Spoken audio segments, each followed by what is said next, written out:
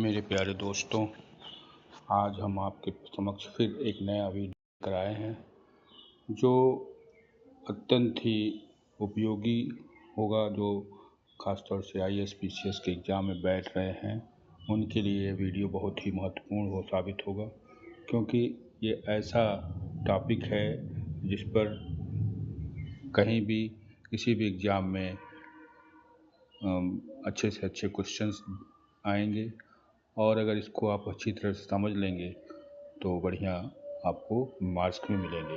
तो देखिए, शुरू करते हैं। सबसे लेटेस्ट टॉपिक आर्टिफिशियल इंटेलिजेंस, जिसको मैंने ही लिखा है और इसको आपको हम पढ़ करके समझा भी देते हैं कि क्या चीज़ है।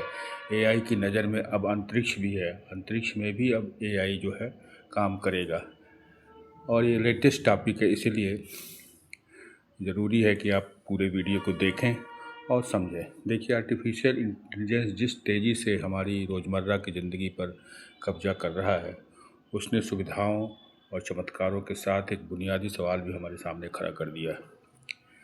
इस तकनीक का उछाल इतनी तेज़ी से हो रहा है लेकिन एक बात ध्यान रखिए कि इसमें बिजली का खर्च बहुत ज़्यादा होता है। ये कहाँ से आएगा? AI अब किसी मोबाइल ऐप या चैटबॉट तक सीमित नहीं है।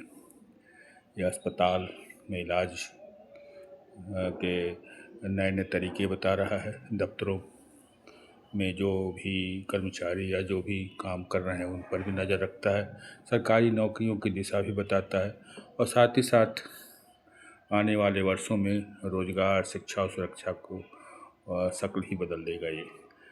लेकिन जिस स्मार्ट भविष्य का हम वादा कर रहे हैं उसकी बुनियाद जो है ऊर्जा की, और ऊर्जा इसमें बहुत ज़्यादा एनर्जी खर्च होती है। वो एनर्जी आएगी कहाँ से, ये चीज़ हमें ध्यान देना है। देखिए, AI की असली ताकत बड़े बड़े डेटा सेंटर हैं। ये ऐसे बिजलीखोर कारखाने, समझ लीजिए, बिजली खोर कारखाने हैं जिसमें कि चौबीसों घंटे ये चलते हैं। ये चौबीसों घंटे चलते हैं। देखिए,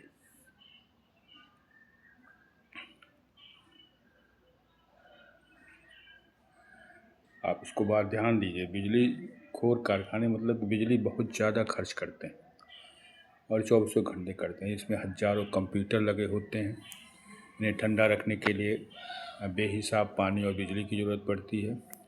आज एक बड़ा सा डेटा सेंटर जितनी बिजली खा जाए, इतना एक छोटे जो है शहर में बिजली की ज़रूरत पड़ती है। यही कारण है कि दुनिया भर में डेटा सेंटर अब कुल बिजली खर्च का बहुत बड़ा हिस्सा अपने में संभाले जाते हैं। तो ये बहुत बड़ी वो है कि आप कैसे इसको इससे समझौता कर पाएंगे। देखिए, समझौता तो आप तभी कर सकते हैं जब उतनी आपकी व्यवस्था हो। अब देखिए, विडंबना यह है कि जिस AI को भविष्य की हर समस्या का समाधान बताया जाता है, वह खुद पर्यावरण और ऊर्जा के लिए संकट का कारण बन रहा है। और ज़्यादातर डेटा सेंटर जो है कोयला, गैस और तेल से बनी बिजली पर चलते हैं। यानी AI जितना स्मार्ट बन रहा है, जितना स्मार्ट है उतना ही कार्बन उत्सर्जन को भी बढ़ावा दे रहा है। ये बहुत महत्वपूर्ण पॉइंट है। आपको देखिए, जितना ही आप AI के संपर्क में AI से यूज कर रहे हैं उतना ही आपको वो कार्बन का उत्सर्जन ही कर रहा है। ऐसे में यह सवाल बिल्कुल जायज़ होता है कि एक समस्या हल करने के चक्कर में दूसरी समस्या तो नहीं खड़ी हो जा रही है। ये भी ध्यान देना है। जब ज़मीन पर बने डेटा सेंटर बिजली और पानी इस कदर गटकने लगे तो सवाल ये भी होता है कि बड़ी बड़ी चौंकाने वाले विचार उछाल दिए जाते हैं कि धरती से उठा करके उसे अंतरिक्ष में ले जाएं। तो अंतरिक्ष में क्या होगा? देखिए, जहाँ तक सूरज चौबीसों घंटा चमकता है, सोलर पैनल से लगातार बिजली ले लेंगे। ऐसे में न मौसम की मार होगी, न पानी की ज़रूरत। सुनने में AI की सारी परेशानियों का जादुई ढंग लगता है, लेकिन सच तो यह है कि समाधान नहीं है, पलायन है। वास्तव में ये सच पूछिए तो कुछ साइंटिस्ट कह रहे हैं कि जो है हम AI का सिस्टम पूरा अंतरिक्ष में ले जाएंगे, लेकिन ये केवल ख्याली पुलाव सा लग रहा है, क्योंकि गूगल और माइक्रोसॉफ्ट जैसी कंपनी इस दिशा में सोच तो रही। और खबर है कि इसरो भी इस पर अध्ययन कर रहा है। लेकिन सवाल यही है कि डेटा सेंटर कहाँ रखेंगे? और उस पर कितने खर्च आएंगे उसे कौन उठाएगा। तो अंतरिक्ष में डेटा सेंटर एक अकेली बड़ी इमारत की तरह नहीं होंगे, बल्कि छोटे छोटे उपग्रहों के झुंड के रूप में होंगे, ऐसा अनुमान है। ये उपग्रह एक दूसरे से कुछ ही किलोमीटर की दूरी पर होंगे और इस तरह कक्षा में घूमेंगे कि उन्हें लगातार सूरज की रोशनी मिलती रहे। इसका मतलब लगातार सौर ऊर्जा का मिलना है। साथ ही नई रेडियो तकनीकों की मदद से यह एक ही सैंपल से ज़्यादा डेटा भेजा जा सके, जिससे उपग्रह आपस में काम बांट सकेंगे। देखिए, ये सब चीज़ें तो हैं अभी, लेकिन उसमें बहुत काफ़ी समय लगेगा और पता नहीं इसमें सफलता मिलेगी भी कि नहीं मिलेगी। देखिए, जो गूगल का प्रोजेक्ट सनकैचर है, इसी सोच पर आधारित, देखिए इसका नाम याद रखिए, कंपटीशन में ये शब्द आ सकता है। प्रोजेक्ट सनकैचर इस सोच पर आधारित है कि अगर उपग्रह को बेहद सधे और संबंधित ढंग से एक समूह में चलाया जाए तो एआई से जुड़ी भारी गणनात्मक काम अंतरिक्ष में भी किया जा सकता है। तो ये सब संभावनाएं हैं, लेकिन इसके लिए आपको आगे अभी बहुत सारी चीज़ें करनी पड़ेगी, तब समझ लीजिए कि आगे आप कुछ कर पाएंगे। देखिए, ठीक जैसे मोबाइल का सवाल हम पूछते हैं लेकिन गणना कहीं और होती है, उसी तरह से जो है वहाँ पर भी यहाँ से सवाल पूछे जाएंगे और गणना होगी अंतरिक्ष में। क्योंकि अंतरिक्ष का रेडिएशन लंबे समय में कंप्यूटर के चिप्स को नुकसान नहीं पहुँचा सकता है। ये भी ध्यान रखना होगा कि जो रेडिएशन वहाँ ज़्यादा होते हैं, यहाँ पर कम है, लेकिन अंतरिक्ष में रेडिएशन की मात्रा बहुत ज़्यादा होती है, तो ये वहाँ पर नुकसान पहुँचा सकते हैं चिप्स को। लेकिन एआई जो है, गूगल जो है कंपनी, यह दावा करती है कि जिसमें अब तक परीक्षण की उम्मीद से कहीं अधिक ज़्यादा विकिरण झेली है, फिर भी वहाँ वह सही ढंग से काम कर रहा है। तो ये बहुत बड़ी सफलता की बात है, लेकिन असली दिक्कत यहीं खत्म नहीं होती है। डेटा सेंटर को हर समय देखभाल और मरम्मत की आवश्यकता होगी। तो धरती पर मशीन ख़राब हो जाए तो तुरंत आप उसे इंजीनियर से ठीक करा सकते हैं, लेकिन अंतरिक्ष में अगर ऐसा होता है तो क्या होगा?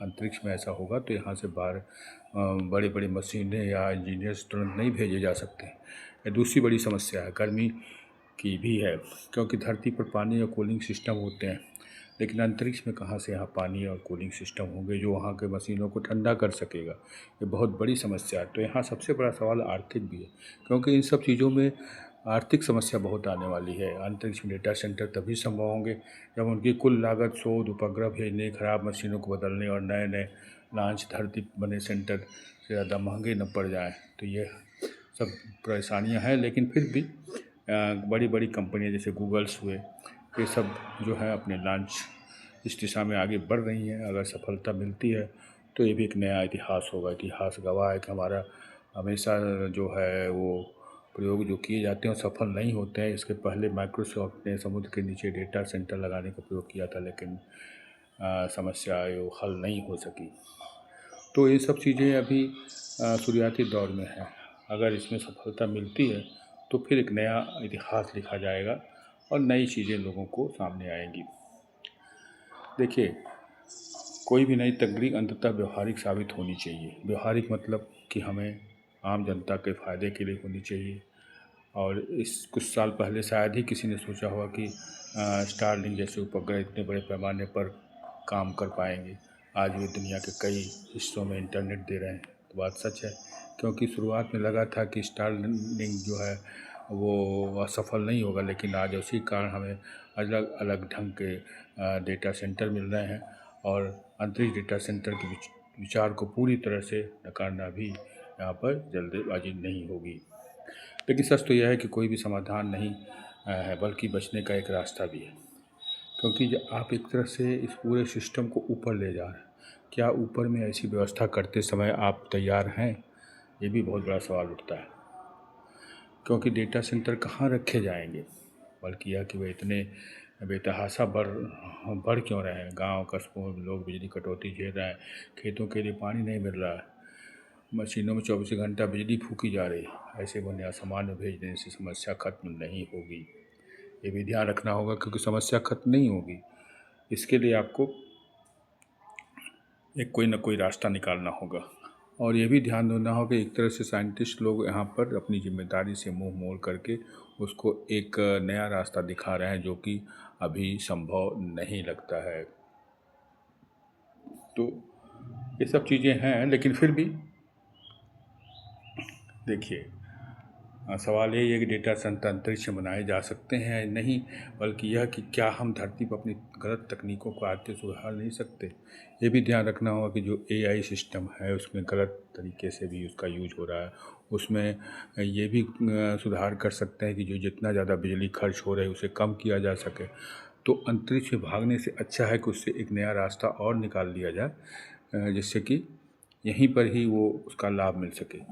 एआई कोई प्राकृतिक आपदा नहीं है, बल्कि इंसान की बनाई गई तकनीक है, जिसकी रफ्तार और सीमा तय करना हमारे हाथ में भी है। ये भी ध्यान रखें, उसकी रफ्तार और सीमा ये सब तय कर सकता है आदमी, क्योंकि एआई अभी आदमी के दिमाग से आगे नहीं बढ़ गया है। अगर हर नया मॉडल पहले से कई गुना ज़्यादा बिजली मांगता है तो ये तरक्की नहीं बल्कि चेतावनी है।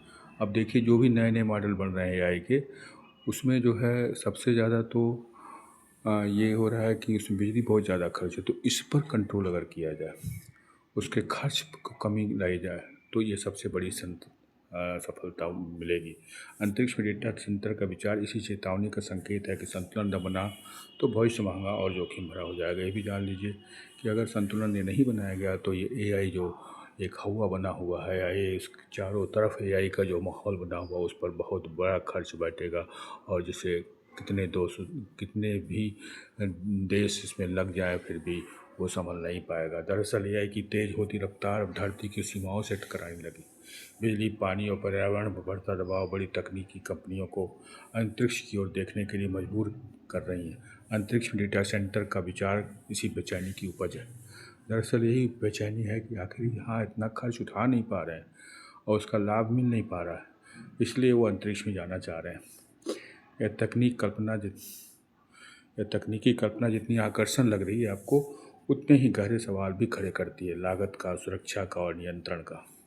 असली चुनौती यह नहीं कि एआई को कहाँ चलाया जाए, बल्कि यह है कि उसकी उड़ती ऊर्जा भूख पर कैसे लगाम लगे। अगर तकनीक आम लोगों की ज़िंदगी को बढ़ा दे, आम लोगों की ज़िंदगी को सुधार कर सके, तो इससे अच्छी चीज़ और क्या हो सकती है। तो ये ध्यान रखिए कि भविष्य में आसमान में उड़ान भरने से अच्छा है कि अंतरिक्ष पृथ्वी पर ही अपनी धरती को ही स्वर्ग बना करके उसका सही ढंग से उपयोग किया जाए, खर्च को कम किया जाए और फिर उसका लाभ आम लोगों को मिल सके। तो मेरे प्यारे दोस्तों, अब आप को अच्छी तरह से समझ में आ गया होगा कि जो ये वैज्ञानिक एआई की दौड़ को अंतरिक्ष में लेना चाहते हैं, वो अपने अंतरिक्ष की दौड़ को और तेज़ी से बढ़ाना चाहते हैं। उसमें बहुत सारी समस्याएं हैं। अगर वो समस्याएं हल हो जाएंगी तो ये भी समस्या हल हो सकती है, लेकिन उससे पहले आपको ये देखना होगा कि हम अंतरिक्ष से अच्छा यहीं धरती पर ही धरती को स्वर्ग बनाएं और एआई का भरपूर उपयोग कर सकें, जिसमें लागत भी कम लगे, आर्थिक चुनौतियां जो है वो कम हो जाएं और आम लोगों तक इसकी पहुंच बन सके। तो अंत में हम आपको यही कहेंगे कि इस टाइप के वीडियोस हम बनाते रहते हैं। जो भी किसी भी कंपटीशन में, खासतौर से पीसीएस या आईएएस के एग्ज़ाम में जो आर्टिकल्स आते हैं, उसमें आप इस आर्टिकल को पढ़ करके अपनी तैयारी कर सकते हैं और विभिन्न प्रकार के क्वेश्चन भी इससे आप तैयार कर सकते हैं। तो पुनः आपको ढेर सारी शुभकामनाएँ देते हुए आपको यही कहेंगे कि अगला वीडियो आप देखते रहिए, और हम हर वीडियो में एक नए टॉपिक लेके आते हैं, नई चीज़ लेके आते हैं, जो कि आपको और कहीं किसी वीडियो में नहीं मिलेंगे। और ये जो आर्टिकल्स होते हैं वो ख़ास तौर से बड़े एग्ज़ामों के लिए बहुत ही इम्पोर्टेंट होते हैं। तो देखिए, अच्छे मार्क्स पाने के टिप्स जो होते हैं किसी भी एग्ज़ाम के लिए, उसमें आपको ये देखना होता है कि वही टॉपिक पढ़ें, वही चीज़ पढ़ें जो कि आपको एग्ज़ाम में आ सके। कुछ बच्चे ऐसे होते हैं, कुछ स्टूडेंट इस तरह से होते हैं जो कि बहुत सारे चीज़ें पढ़ने लगते हैं और उसी में कंफ्यूज हो जाते हैं। तो आपको हम यही राय देंगे, वही आपको समझाएंगे कि आप वही चीज़ें पढ़ें, रिसेंट टॉपिक्स पढ़ें, रिसेंट चीज़ें या जनरल नॉलेज की बातें पढ़ें जो कि एग्ज़ाम में आ सके। तो हमारा ये जो एजुकेशनल चैनल है, अगर आप सब्सक्राइब नहीं किए हैं तो उसे सब्सक्राइब ज़रूर कर लीजिएगा, क्योंकि देखिए ये ऐसा चैनल है जिसमें आपको ऑल इन वन सब कुछ है, आप सब कुछ आपको मिल सकता है। किसी भी कंपटीशन IITI या बोर्ड के एग्ज़ाम से संबंधित या कोई भी चीज़ आप इसमें किसी न किसी वीडियो में पाएंगे। और साथ ही साथ ऐसे टिप्स भी हम देते रहते हैं जो किसी भी छात्र, अगर कोई भी छात्र इसको अपनाता है तो उसको लाभ अवश्य मिलेगा और सफलता उसके पास दौड़ती हुई आएगी। यही मेरी शुभकामनाएं हैं। और अगले वीडियो के लिए आपको पुनः सब्सक्राइब कर दें, जिससे कि आप नया वीडियो मिलता रहे। धन्यवाद।